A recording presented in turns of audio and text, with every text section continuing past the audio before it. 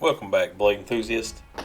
Today we're going to be looking at a WORKPRO Hawkbill Folding Utility / Pocket Knife.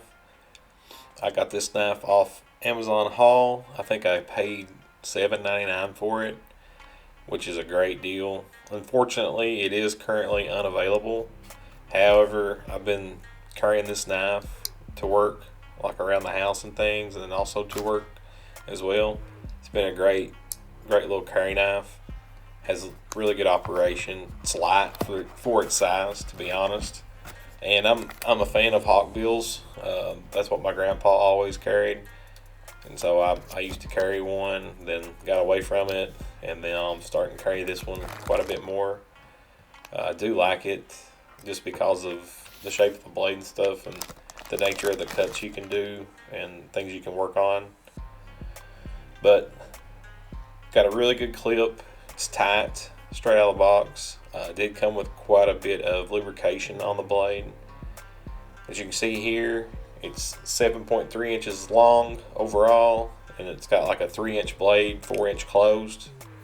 It does come with a little tip protector there for your Hawkbill when it's being shipped. Fits my hand relatively well. It is small handled kind of for a Hawkbill knife. Most Hawkbill knives have a kind of longer, just in a pocket knife, not a lock opener like this.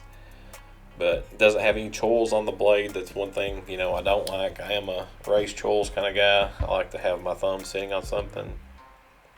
But otherwise, it's a really good looking knife. I've had my hands sweaty, wet, and use this knife, and it's not slipped out of my hands. It has a good texture, kind of like a soft rubber coating, or handles. The blade has one locking mechanism. It's just the thumb lock, the interlock.